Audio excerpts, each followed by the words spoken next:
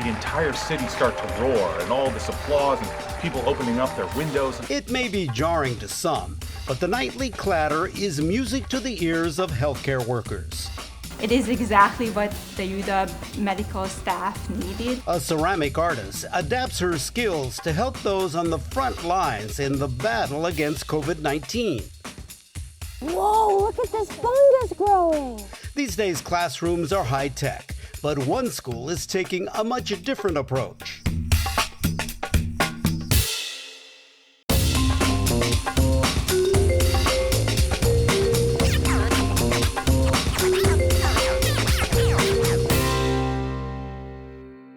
Hello, I'm Enrique Cerna, and welcome to CityStream. Once again, I'm coming to you from my home studio here at Casa Cerna. I'm all by myself, no production crew, just me and my iPad. I'm staying home and staying safe.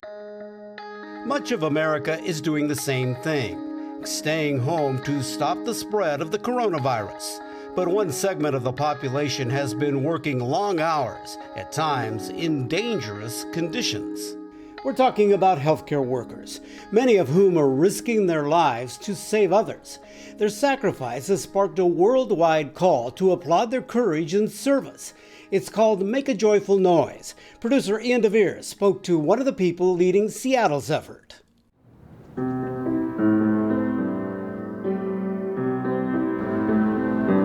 The city of lights is darker today.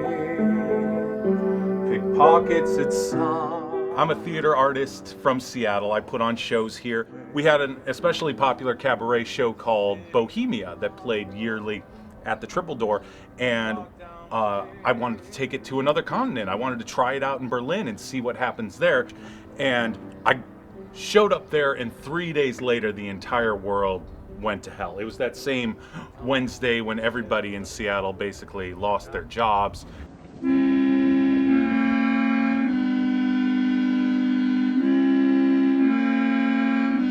The city of lights is darker today. So I ran to Paris, and I was there for about 10 days before I was able to get a flight home. And the very last night I was in Paris, at 8 o'clock, I heard the entire city start to roar, and all this applause and people opening up their windows. And I was like, what the hell is going on? And someone said to me, this is a way of applauding all the healthcare workers, all the people who are on the front lines, who are, out there saving lives and risking their lives for everyone in Paris. And it was so beautiful. And I got chills up and down my spine. And I just thought, oh my goodness, when I get back to Seattle, I hope they're doing this. And I got back here and it hadn't started here yet. So I used whatever media savvy that I had and whatever following that I had from the theater world, and tried to push it into existence. And a lot of healthcare workers get off at 7 o'clock. But the word around the street is that no one actually made it outside by 7, especially if you're a healthcare worker right now. So you wouldn't really hear it until about 8 p.m. So that's why we started it at that hour, so that people would actually hear it.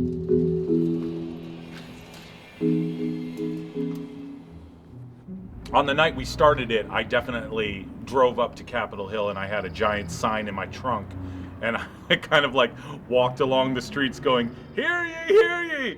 And it worked.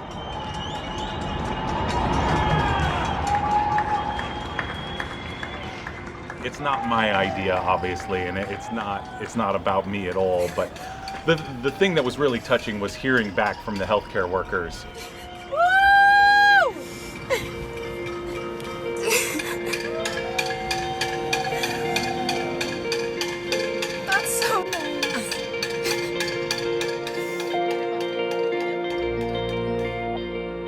I tried to push it just for one day and then see if it took off on its own.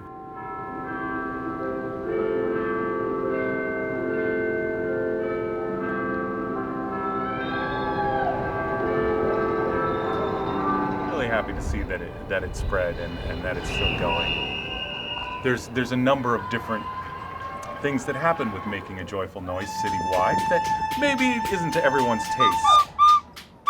There's some kids out there who don't play the recorder that well, but they're having fun. it felt nice to have a moment where the city could come together. I'm just excited that it's something that our city can do. It's a great way to honor all of our healthcare workers and everyone on the front lines. Thank you, healthcare workers. In addition to healthcare workers, others being celebrated include grocery store clerks, delivery people, janitors, and all those on the front lines of the pandemic response. Ahead on CityStream, most schools strive to be tech savvy, but one school claims less is more. We'll show you next.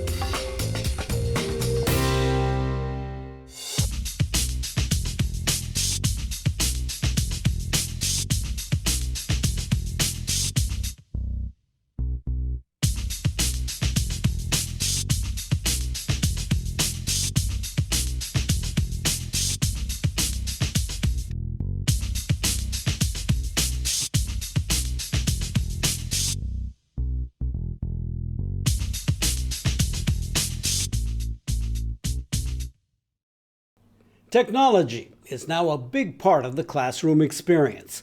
But one place you won't find it, a Seattle preschool, and that's by design. The school has become a national model for its unplugged approach to early learning. In fact, as Linda Byron reports, you won't find a lot of things you'd find in a typical classroom. Good morning. Did you have a nice walk in this morning? Yeah? I'm gonna sign you in. What do you want to do this morning? It's late September, and the smell of cedar greets parents leading their children into Seattle's Arboretum, I do need to go, Bubba. where they'll spend the next 4 hours. Maddie. Think if we turn the page, are we going to see her, you think? You won't see any plaid skirts or pressed pants here. The school uniform consists of boots and anything waterproof. Instead of cubbies, kids toss backpacks into plastic bins. You can say, Finn, can I have some space to draw the face on the tree? No walls either, only a tarp offering minimal shelter. So today, our question is going to be, can it float or does it sink? Float or sink! Float or sink! Welcome to Fiddlehead's Forest School, where everything happens outdoors. Did they float or did they sink? They float! Hello! Hello! This is the Magnolia class, named for the trees growing nearby. How are you? The group of 14 kids, ages 3 to 5, start their day by exploring between learning stations. 1, 2, 3. There's usually lots of creatures under here. Like this obstacle course, where slugs and bugs delight. This is a little baby wormy. Would you like to grab it? And nature astounds. Whoa, look at this fungus growing. We're not going to eat this gum. 'Cause before we eat anything in the forest, we need to talk about what it is and if it is okay for our bodies. This is a living classroom. There's some that splattered onto my arm here. If we have a planned lesson, say about plants, and maybe an owl flies into our classroom, and that kind of curtails our entire day. Sometimes we talk about the owl and like what their body looks like, what they eat, what an owl pellet is. A-hiking we will go, a-hiking we will go. With nature setting the agenda, every day is like a field trip. A-hiking we will go. The Arboretum, it feels very big, so sometimes we forget that we're still very much in like an urban space. Hi, Crow! Hi, Crow! They're listening for things, they're smelling things, they're feeling things, and surely you can experience that in an indoor classroom, but I feel like it's heightened when you're out in the forest. But you can do most of what kids do in a traditional classroom, Finn, can you help me draw? whether it's drawing or doing a science experiment. I'm wondering if we can show this snail kindness by leaving it in the same type of environment that we found it. Lead us, show us. Let's go. Asher's parents chose outdoor preschool after moving here from New York. And yes, they knew all about the rain. You know, my parents ask me that all the time too. I think for us, he's gonna experience rain wherever, right? Like it's not something that we can shield him from. It's not something we want to shield him from, frankly. Do you use special powers to zap them? I just stay here by myself?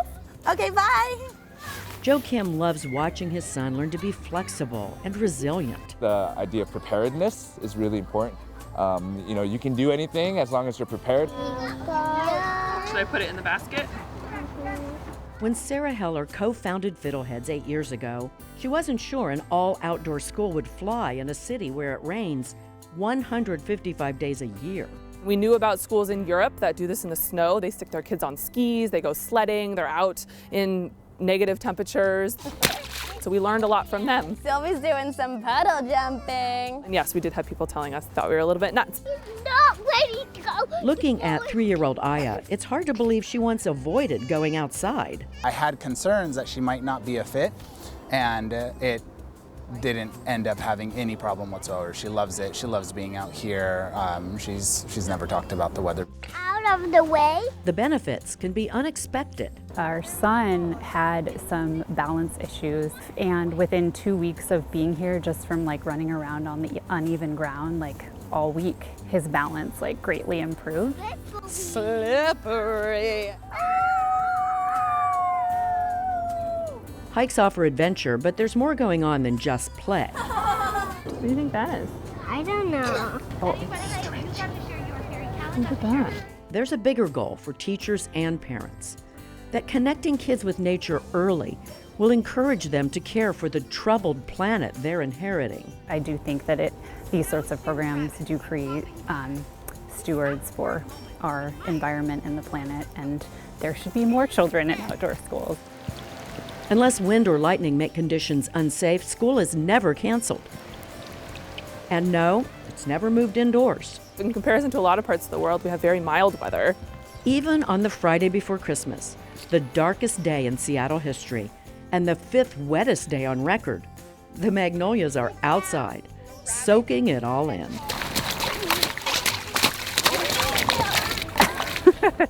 My car is quite muddy. These mothers have a special relationship with Mother Nature.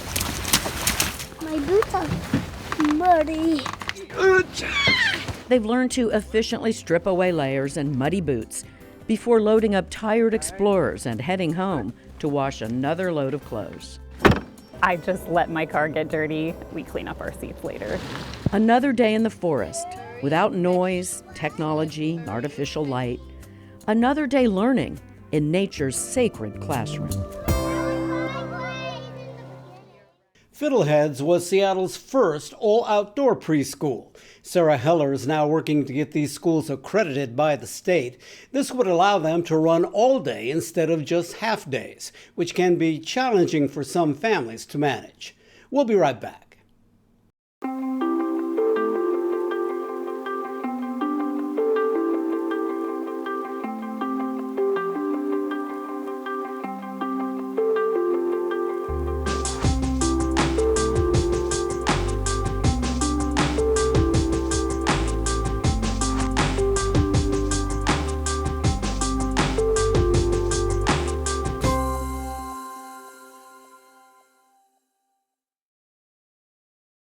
The country's first case of coronavirus was confirmed in Snohomish County in January. It prompted local officials to quickly issue a stay-at-home order. Many believe that slowed the infection rate and eased the burden on local hospitals. Mona Locke is Chief Communications Officer for Swedish Health Services. Recently, she toured the ICU at Swedish Issaquah with Dr. Chris Dale and spoke to caregivers on the front lines. Dr. Dale is going to lead us through the intensive care unit, and we'll talk to some of the actual caregivers real time about their jobs, what it's been like to work through this COVID crisis. All right. Here we have Renee Hawkins, who's the manager. It all started back February 28th when we got our first patient. And then just a few short hours later, we got our second patient and had 3 by the end of the weekend. By that Monday, we moved off all of our telemetry patients off of our unit and converted everything into a full ICU here. Wow, and that was even before we knew much information about COVID? Yes, yeah, absolutely. So this is my charge nurse, Tasha. Hello. Hi, Tasha, nice to meet you. Nice to meet you. I make sure the staff have everything they need to do their job. You have to be a leader on the unit, especially during all of this COVID-19. What was that like when it all hit? It was very scary. We were all very nervous about what we were going to, what we were going to be dealing with, especially when we got our first patient, because no one really knew what was going on with this virus, how it was spreading, what it did to people. All of our rooms are now negative pressure in the ICU, which is very great for caregivers and patients. What does that mean? Well, that means that any aerosolized particles, any aerosolized virus will not escape into the hallways. It will be filtered out. It's a little loud. Yeah, a little loud in here. But this is a typical ICU patient room for when we have a COVID patient. So we're able to monitor them, all your typical ICU stuff. And then the caution tape is just as a good reminder for staff to not put any equipment back here because this device needs space. Tasha, what do you think is like what's most different about taking care of a COVID patient versus a patient without COVID? Well, there's certainly a pause before you enter the room as far as you have to think about protecting yourself. So you have to put on all of your PPE before going into the room. And, you have to kind of remind everybody of that we can't just run into the room. We have to keep caregivers safe. But we were up to 5 times our normal ICU patient population here. So really relying on the whole entire team. Our intensivist, a huge part of our team, our respiratory therapist, can't do it without them. My name's Ann Lipke. I'm the ICU medical director at the Issaquah campus. What was your biggest concern through this COVID period? Well, the safety of the staff was a primary priority for us. So we spent a lot of time making sure that all the staff felt like making sure that they were all trained appropriately to take care of themselves. But Seattle's done a fabulous job in terms of social isolation and limiting the spread of disease. We were also concerned about just communicating among the region, so we started a text chain from this campus, but out to all the ICUs in the system, not just the Swedish campus, but also to Overlake and Evergreen and Virginia Mesa and University of Washington, et cetera, so that we were all communicating in real time about what was happening in all the ICUs.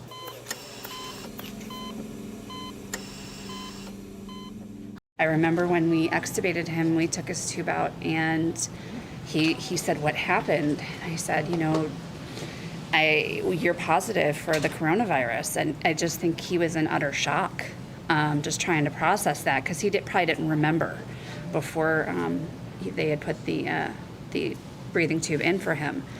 So that was a great, a great moment that we kind of celebrate. And that room in particular, that's the lucky room, that's the great room. Good stuff always happens in that room now. One time I got a whole gallon-sized Ziploc full of just really fun family memorabilia and updates on the family member. And that day I was able to wake her up out of her sedation. She'd been there for 2 weeks, and when she was awake enough, she still felt a little weak, so I was able to hold up the cards and read them to her. And we spent probably 30-40 minutes just going through everything, every piece of art, reading every word. And it was really sweet to have that moment with her and be able to bring her out of that and be like, yes, you have been here for 2 weeks, you have been tested positive, but all these people are here for you.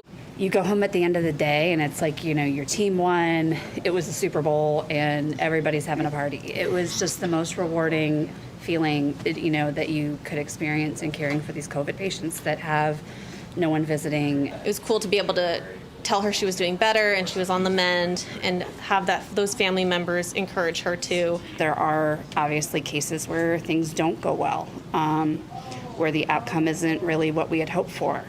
And I think even more so now than any other time, we're very attached and very emotionally invested in the families and the patients and in each other and supporting each other, because it's been exhausting.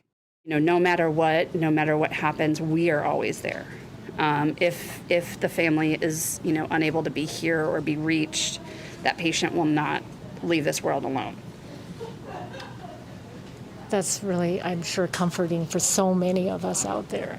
And thank you for everything you do. I know it's emotional. Yes, yeah, it is. The support and outreach has been, truly overwhelming. We've had donations of, snacks and food. I came into work one day and there was blue ribbons tied around each tree. Oh, that's so touching. It's cool. Yeah, it is touching, because I've been a nurse for 26 years, and it's the little things that get you. What we do is a gift. We see people at their most vulnerable times, and just to have that support back has been pretty amazing. I really want to thank you for everything you've done. And Dr. Dale also, and everyone that it takes to make sure that we fight this battle. Not just at Swedish, but at healthcare facilities all throughout the Northwest. Thank you, Mona.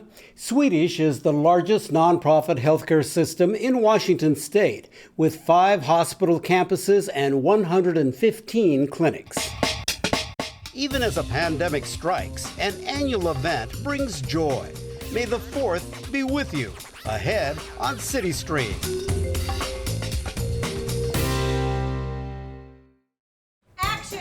We put together a new episode of Art Zone with Nancy Guppy every week to tell you about the incredible art that surrounds us all the time. That's art. That's art too.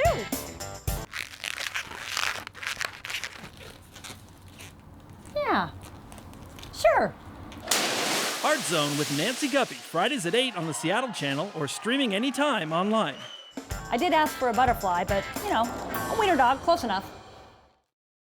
Isolation has been prescribed as the most effective way to contain the coronavirus. It's definitely helped flatten the curve of infection, but it's not the best thing for people, whether they're in recovery or not. Mental health counselor David Anderson says connecting with others online can help.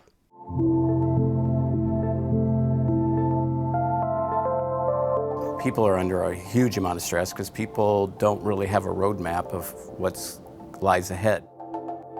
Isolation, what's being prescribed to control this virus, is not the best thing for our patients in early recovery or in any stage of recovery. They need other people to help them support them.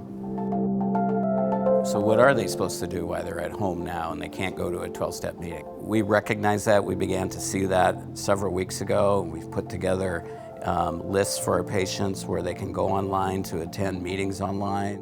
Listening is probably the #1 thing.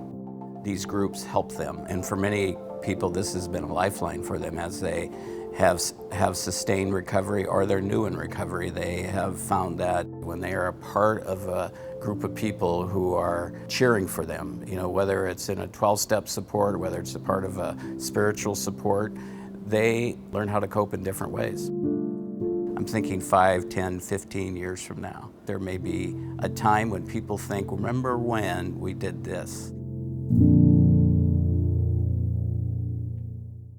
Another thing we'll never forget is the way people with certain skills have stepped up when needed most. This includes a ceramic sculptor who shifted gears and used a 3D printer to create PPE, or personal protective equipment. Producer Vincent Pierce takes a look.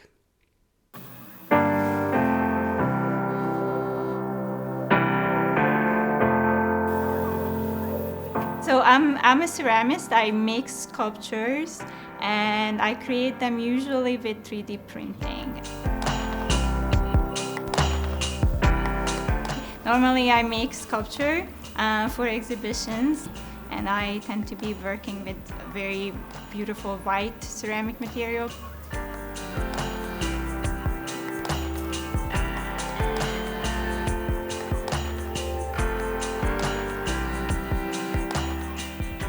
I started collaborating on a larger project of producing these plastic face shields that are going to be going to the UW medical centers.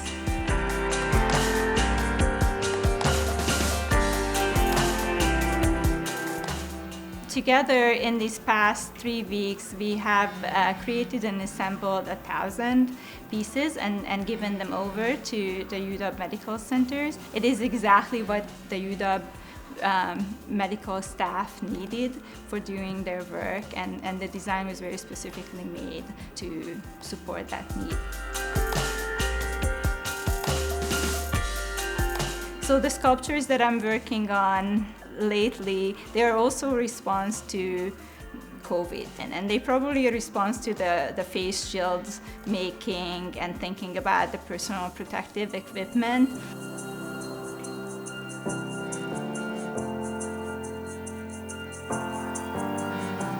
It makes me feel like I'm doing something. It is not a big thing on the scale of things, but there is some kind of satisfaction at the end of the day when all the shields are bagged up and ready to go. Everybody stepped up enthusiastically. It felt right.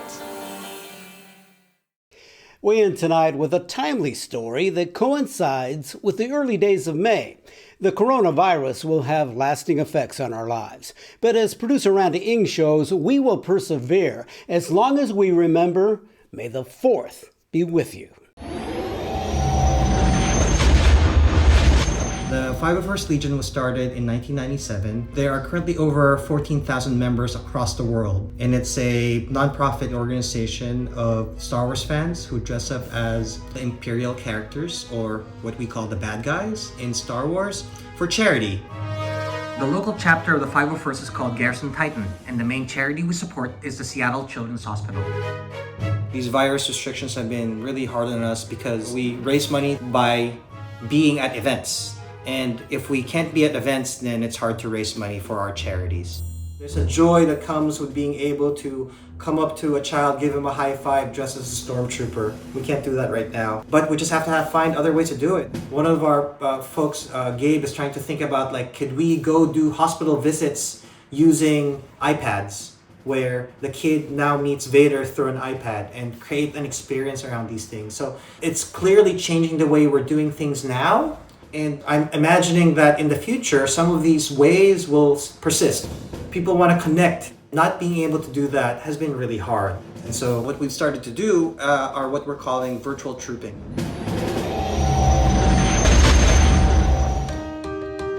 Welcome to another episode of Stormtrooper Reads Books. We have started to do what we call 501st Storytime. Boom! Oh no, the Death Star blew up again. Even though we're not directly out there with fans of Star Wars, The escape pod rocketed off into space. All around the world, we have a way to connect. Social distancing will keep you and your loved ones safe. And also, we've started this thing where we're collecting videos of troopers talking about how to stay safe through this pandemic. Make sure to wash your hands, to practice social distancing, and be sure to wear a mask. It's definitely frustrating, right? So they're at home, they're finding other ways to be helpful to the community, but people do this because they love it. May the 4th be with you. May the 4th be with you. May the 4th be with you. And that wraps up this episode of CityStream from my living room here at Casa Cerna. If you'd like to learn more about the great shows on the Seattle Channel, visit our website, seattlechannel.org, and click on Feature Shows. I'm Enrique Cerna. Thank you for watching. Stay safe and stay healthy.